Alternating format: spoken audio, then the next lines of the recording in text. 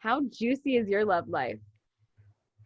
I'm Carly Myers, your friendly stress management expert, and this month we're focusing on love, sex, and relationships. You may have noticed my pause at the beginning of this episode, and it's because I'm literally looking at Jimmy Allen, my amazing guest right now, and he just like his energy is amazing. He started laughing when I said, "How juicy is your love?" Well, that's a real question. Look, I brought on Jimmy Allen, who is the love and relationship coach. He had the privilege of studying with Catherine Woodard Thomas, who is the author of the New York Times best-selling Calling in the One. When he discovered her coaching program, he knew instantaneously that this was what he was meant to do. As a love and relationship coach, his purpose and mission are to disrupt people's patterns in love so that they can get out of the way to have a really, really juicy love life. Welcome to the show, Jimmy. Thank you, Carly, for having me. Of Yes. course, how could I not? How could I not? This was probably one of the most difficult intros I've had to do because you were chuckling, you were laughing, and you were making me chuckle and laugh. Oh, goodness. So tell us, for those of us who don't know you, Mhm. how did you end up here? How did you end up as the love and relationship coach? It's a long story. I know we have a couple of minutes. So, it was a real like universal pull for me to be here. And it's really crazy. And, when I started doing personal growth work on myself, I took this 3.5 day course one weekend, and it really woke me up of like how I like really having me be responsible of how I was showing up in life. And when I finished this course, and a friend of mine who introduced me to the course, she said, "Okay, you need to read Calling in the One." I was like, "What is that?" She goes, "No questions. Get the book, Amazon, read it." I was like, "Okay." I went on Amazon, I purchased it. Reviews were great, and it literally woke me up because it was really in alignment of what she was talking about, to really start uncovering all the things that help you maintain a really juicy love life. If we have time, I'll tell you how I came up with that word in my coaching. And so I was obsessed with the book and really looking at taking ownership of every single relationship, because for me, that was the magic in reflecting on myself and all the relationships that I had, because I saw it clearly where I needed to grow. Mm. And I was experiencing the shifts once I kept putting the work in place, and how my dating life changed. And I was like, oh, this is something special.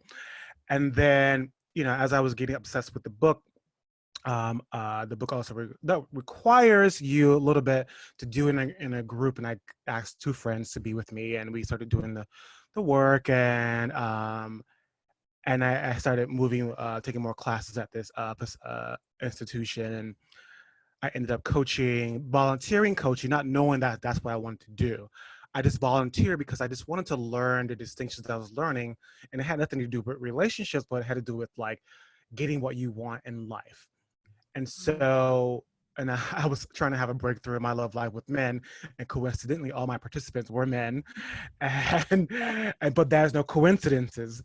And so then, when I was in the groups, my ear for things were being trained, and when I was in the group with my friends, I would hear them say things, and I was like, "You're not telling the whole truth. Like that thing that you're holding back is the reason why you're still single." And Mm. they would like look at me, and I was just like, how do I know that? And would be the truth. Mm. And my friend, she's like, "You're a coach, this is what you're meant to do." And that was the first moment, and I was just like, "Coach, like I'm just I don't know, I just like love what I'm doing, but I'm not a coach." And then something else happened with her, and I connected the dots for her of why she's been single for 8 years and holding on to this thing. And all I did was, she had this dream about her ex-boyfriend, and they had been broken up for 8 years. And all I said to her was, "What do you need for him to say to you to let you go?" And she just broke down.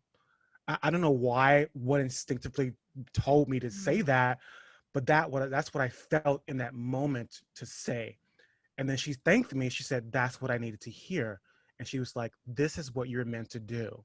Mm. Like, she's like, if you don't do this, I'm going to like punch you down. She's gonna come after you. Yeah. I'm going to come after you. Not many people, go into business having someone, they're like, if you don't do this. Right. You know what I mean? So, one thing led to another, led me to, looking up Catherine on the website, and then there was her ad. Like I looked this woman up so many times, and all of a sudden there's an ad about she's wanting to train people in calling the one. I was like, that's me. You're like, yes, 100%. All of it. Let's do this. So let's talk about this for a second. So for the audience, for the people who are listening right now, for those who are looking to call in the one, they're tired of being single.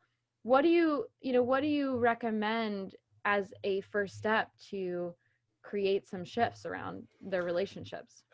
Yeah. Okay. So one of the biggest things that helped me shift my love life is, and I directly get this from calling in one, is that looking at your patterns, what we were talking about earlier. So I was like, okay, what is the pattern? What is the common thing that keeps happening in every single relationship? And I was just like looking and looking and looking. And then I was like, oh my God, like each and every one of these guys had some sort of shame about who they were as a gay man. And so at the time, I didn't really know what that meant. I wasn't a coach yet. And then I had a coach at the time, and I told her over the phone. She goes, oh my gosh. She goes, I didn't know you were out. I said, well, I'm out. I said, but I don't know what is this coming from. And it is really hitting me. And I don't want to date people like this. And then she goes, where in your life that you can express yourself as a gay man? And it was like, boom, it was my mother. Like I had never told her about any relationship. I couldn't really get it out to tell her. And I was like, oh my God, like that's it. Like it was a direct connection to how I was unconsciously choosing men who didn't hold me accountable to be my full self.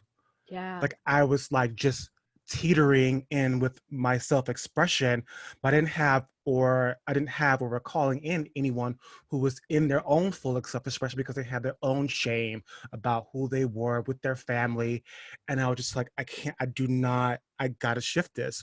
Even if it cost me my relationship with my mother, and I had to one, be willing to put that relationship at risk, because I was just like, I cannot, and I realized that I can no longer live my life for her. I have to live it for me. Yep. Because I can see in my relationships, I was hiding a little bit. Like I wasn't being my full self. I wasn't being fully self-expressed. I just wasn't fully loving at all, because this relationship with my mother, who doesn't even live in New York, it's not even involved in my relationship, but it had I had an unconscious tied with that with her. So I had to break that. So what I'm hearing is that we have to really look back at our past relationships, see the patterns, and then say, okay, what do I have to, I'm the common denominator. What do I have to change to shift that pattern? Right. Yeah. Right. Exactly. And like, most people I know aren't gay, probably listen to this, but you have to look at your own pattern. And one of the other patterns too was I was attracting unavailable men. And I was just like, okay, I Girl can't. same. I just have to say that. Girl same. And so when I looked, it was again directly back to my mother, because in my mind, I believe that she's the parent. She should be doing this first and she should be the example. But I was like, wait, she only has the tools that she has to be available. If I want this relationship to be an emotional available one, it has to come from me first. I have to put myself on the line with her, because it really woke me up in the last guy, because I thought I was so in love with him. And I saw that. I was like, God, I was working on this emotional available thing for so long. But I realized I had this expectation that my mother should be this way. And expectation is, you should not have expectations in love. expectation is a setup for you to fail. And Mm. so I remember when I discovered this thing, I literally called my mother that day and I told her something that I never told her, because we at the time I had lost two uncles to cancer in the same year, buried in the same year. And I told her something very vulnerable that my uncle did to me when I was a kid. And it took a huge risk. Yeah. And but she listened. And, Mm. and it was for the first time that we talked for an hour, the 40 years I had known her, because I was willing to put myself on the line and not blame or shame her or him. I was owning up to it and forgiving him. And that was the moment that shift our relationship, and it Ah. shift my dating life too. Yes. And it's so interesting. Like we talk about this in the Stress Less Company, the stressor the trigger, the thing on the surface isn't always, it's not always just that. It's No. so much deeper. Yeah. So, Jimmy, thank you so much for coming on the show. I'm glad we Thank you. talked about this. So, for those of you who are listening, we want to know what roadblocks have you been putting in your own love life? Or maybe after listening to this show, what are the patterns that you're starting to see? Yes. Right. Now, if you're feeling overworked and exhausted, I've got some good news. The Stress Less Company works with high achieving executives, business owners, and managers just like you to find that sense of peace and freedom that they desire. And as a result of our work together, they not only learn how to deepen their spiritual connection, but they also learn those tactical tools so that they can experience more free time, more efficiency, and yes, even more prosperity. Sounds pretty great, right? Well, you can apply for a complimentary stress assessment today to start the conversation about working together. Visit stresslessco.com/apply for more information and, of course, to apply. This concludes this episode of the Stress Less Show. I want to give one last big shout out to Jimmy Allen. Thank you so much for coming on the show. Thank you. Of course. So if you've enjoyed this week's episode, let us know by giving us a big old thumbs up and hitting that follow or subscribe button. Thanks for listening. Share if it resonated, and we will see you next week. Bye.